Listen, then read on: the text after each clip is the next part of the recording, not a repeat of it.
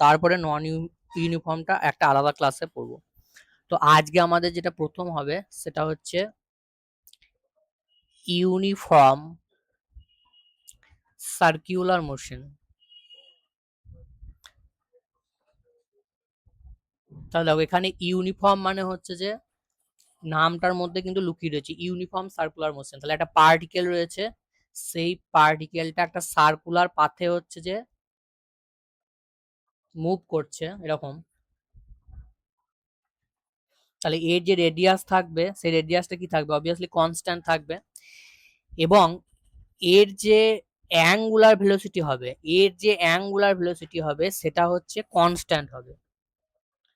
আর আমরা যদি linear velocity দেখি, লিনিয়ার ভেলোসিটি দেখি তাহলে দেখো এই পয়েন্টে লিনিয়ার ভেলোসিটি ডিরেকশন এইদিকে, এই পয়েন্টে লিনিয়ার ভেলোসিটি ডিরেকশন এইদিকে, এই পয়েন্টে লিনিয়ার ভেলোসিটি ডিরেকশন এইদিকে, পার্টিকেলটা এইদিকে ঘুরছে অবশ্যই।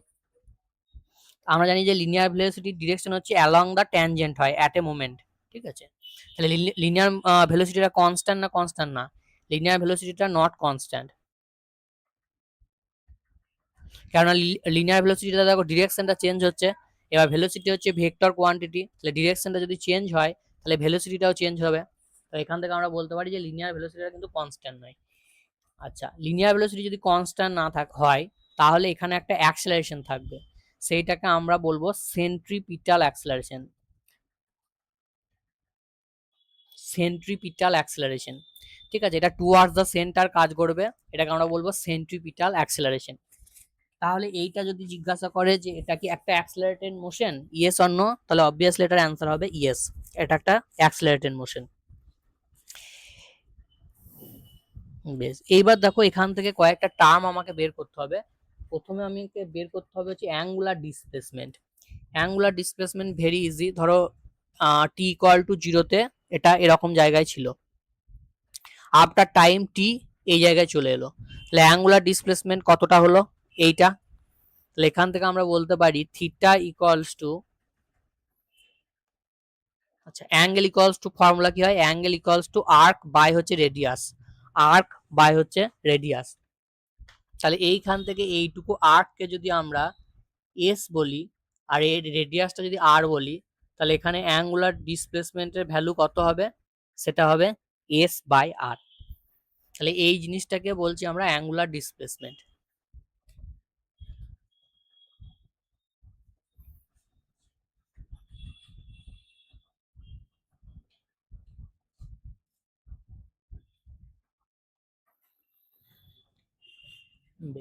এরপরে আমরা করব অ্যাঙ্গুলার ভেলোসিটি, ঠিক আছে।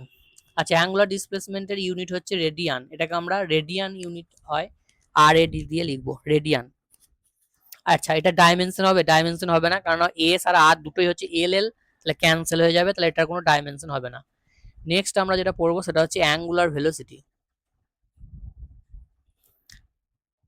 তাহলে এখানে টার্মগুলো সব অ্যাঙ্গুলার দিয়ে হবে, যেহেতু এটা একটা সার্কুলার মোশন বা এটা রোটেট করছে, ঠিক আছে।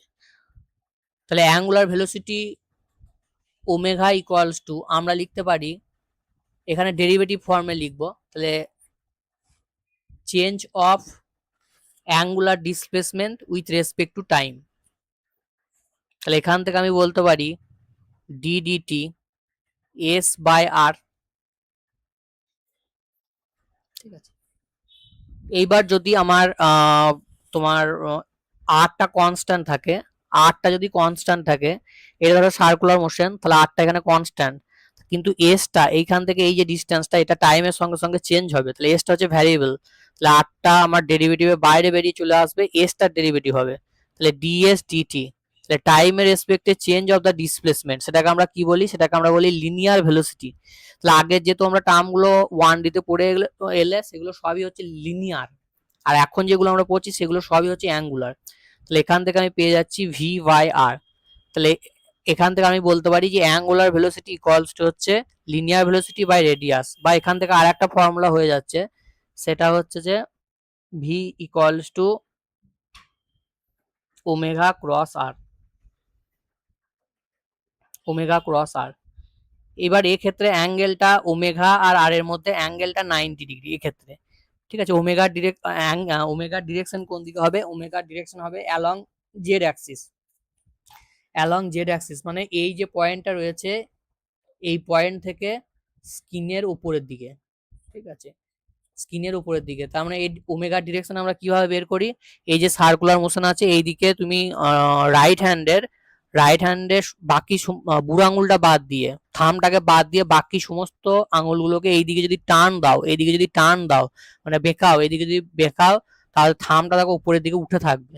তার মানে কি ওমেগার ডিরেকশনটা হচ্ছে অ্যালং জেড অ্যাক্সিস। আর আর এর ডিরেকশন আমার কোন দিকে, আর এর ডিরেকশন হচ্ছে আমার এই দিক বরাবর বা এই দিক বরাবর, যেদিকেই বলো না কেন, ঠিক আছে। তাহলে এর সঙ্গে ওমেগার অ্যাঙ্গেল হচ্ছে 90 ডিগ্রি। তাহলে এই ধরনের কেসে আমরা লিখতে পারি ওমেগা আর সাইন 90 ডিগ্রি ক্রস প্রোডাক্ট হচ্ছে সাইন দেয়।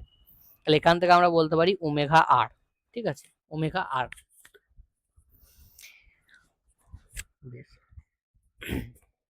তাহলে এইটা হচ্ছে general formula, but uniform circular motion যদি বলে তখন আমরা এই ফর্মুলাটাকে ইউজ করতে পারবো, ঠিক আছে, কারণ এখানে আমার অ্যাঙ্গেলটা হচ্ছে 90 ডিগ্রি হয়ে যাচ্ছে। এটার ইউনিট কি হবে, এটার ইউনিট হচ্ছে যে থিটা বাই টাইম, তার মানে radian per second.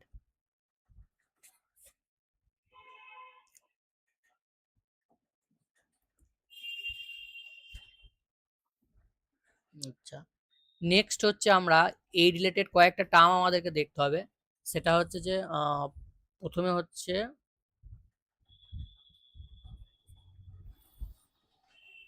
Time period, এরপর আমরা করব টাইম পিরিয়ড।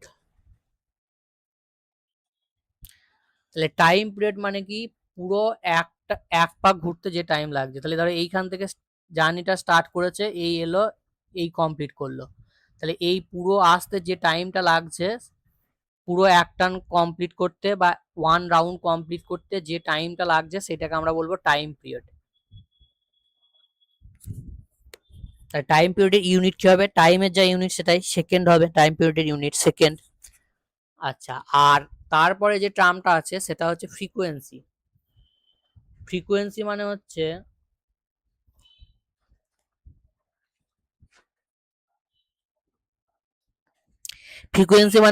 পার ইউনিট টাইমে, যতগুলো রেভলিউশন কমপ্লিট করবে বা যতগুলো রোটেশন হচ্ছে কমপ্লিট করবে। তাহলে পার ইউনিট টাইমে যতগুলো রেভলিউশন হচ্ছে কমপ্লিট করবে, মানে ধরো এইখানে রয়েছে, এইখান থেকে এই এলো, এই এলো, এই এলো, এই এলো, এই এলো, এটা এক পাক। এরকম যদি আমি বলি 1 সেকেন্ডে 20 বার মানে 20 বার এসেছে 1 সেকেন্ডে, তাহলে এর ফ্রিকোয়েন্সি কত হয়ে যাবে, 20 হার্টজ। ঠিক আছে, তাহলে ফ্রিকোয়েন্সি মানে হচ্ছে number of revolutions per unit time বা ইন 1 সেকেন্ড বলতে পারি আমরা। তাহলে ফ্রিকোয়েন্সি ইউনিট হচ্ছে হার্জ, হার্জের আর একটা না হার্জকে, এটার মানে সেকেন্ড টু দি পাওয়ার -1, এইটাকেই বলা হচ্ছে হার্জ। এবং এদের মধ্যে রিলেশনটা মনে রাখতে হবে, টাইম পিরিয়ডের সঙ্গে ফ্রিকোয়েন্সি রিলেশনটা হচ্ছে T=1/f, এফটা হচ্ছে ফ্রিকোয়েন্সি।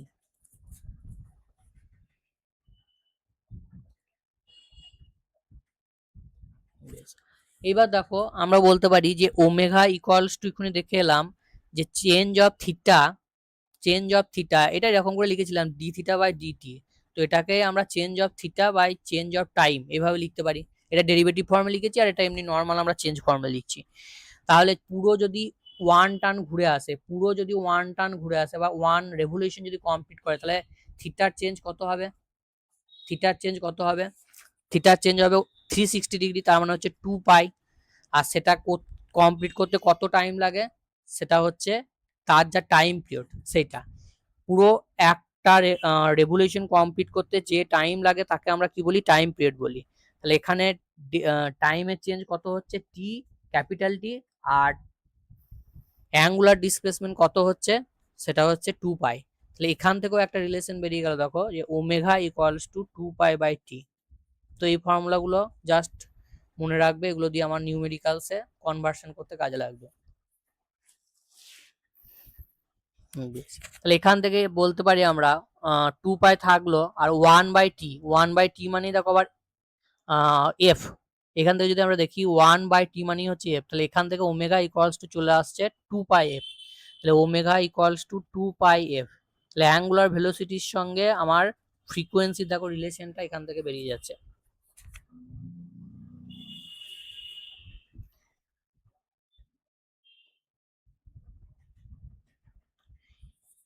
এরপরে আমরা যেটা করব সেটা হচ্ছে যে অ্যাঙ্গুলার অ্যাক্সেলারেশন।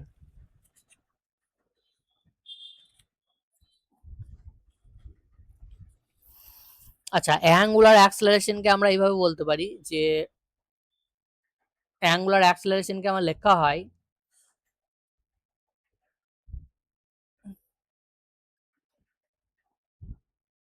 অ্যাঙ্গুলার অ্যাক্সেলারেশন, এটাকে লেখা হয় আলফা দিয়ে।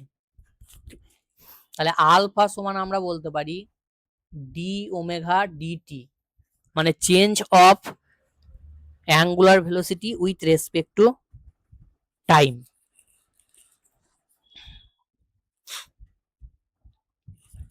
আচ্ছা, এটার ইউনিট কি হবে? এটার ইউনিট হবে, দেখো ওই ওমেগার যে ইউনিট ছিল সেটা ছিল মিটার পার সেকেন্ড, আর নিচেতে একটা সেকেন্ড আছে, তাহলে এটা আলটিমেটলি হয়ে যাচ্ছে metre per second, sorry metre না, ওমেগা, এখানে মিটার না, এটা ওমেগার ইউনিট ছিল রেডিয়ান পার সেকেন্ড, আর এটা হচ্ছে তোমার সেকেন্ড, তাহলে এখান থেকে আমার ইউনিট হয়ে যাচ্ছে radian per second square.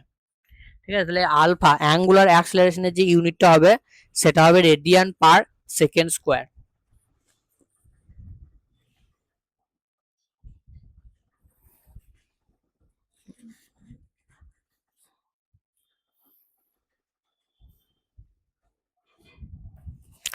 Next আমাদেরকে করতে হবে যে,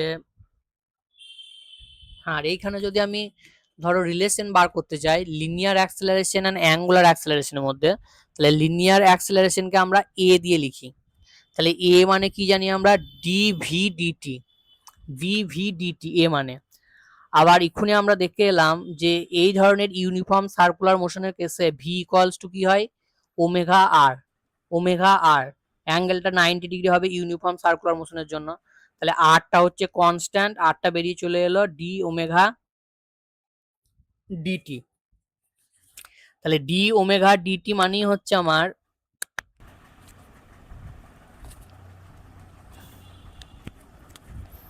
আর ইন্টু, আচ্ছা এইটা কি? এইটা হচ্ছে অ্যাঙ্গুলার অ্যাক্সেলারেশন, অ্যাঙ্গুলার অ্যাক্সেলারেশন।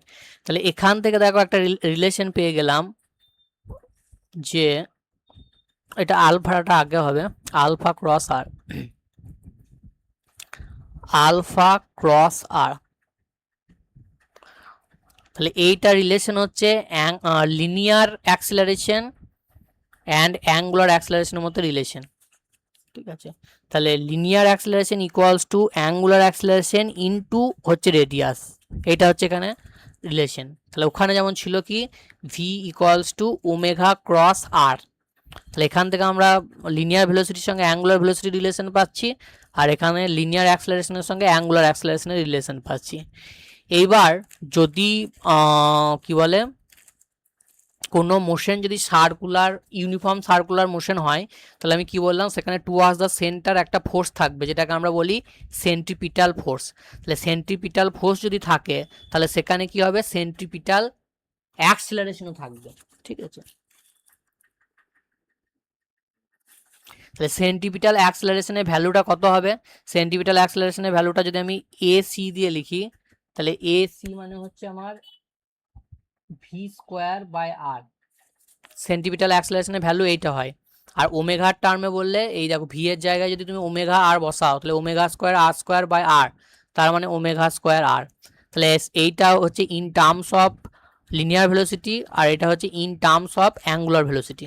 তাহলে ওমেগা সি কে এই দুটো ফর্মুলাতেই লেখা যাবে।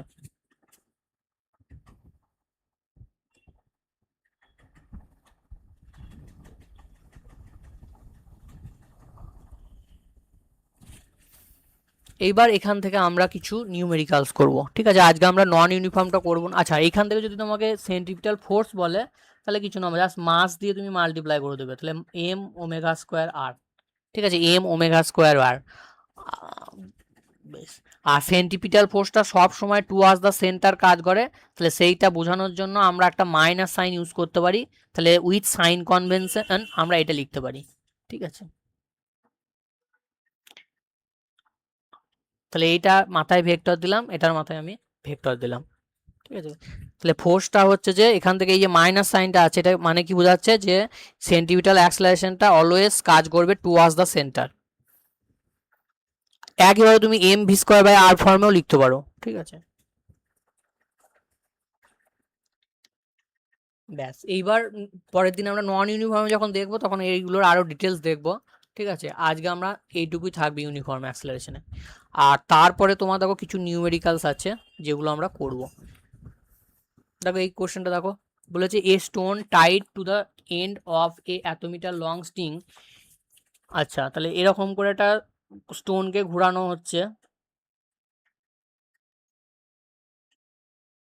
সার্কুলার পাথে।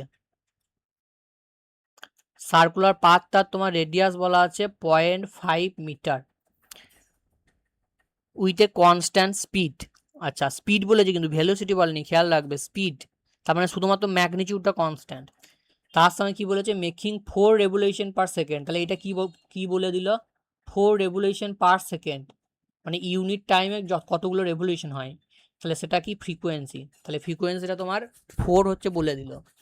এবার এখান থেকে তোমার জানতে চেয়েছে, তাহলে ফ্রিকোয়েন্সি বলা আছে, দেখো রেডিয়াস বলা আছে। এখান থেকে ফার্স্টে কি জানতে চাইছি, অ্যাঙ্গুলার ভেলোসিটি।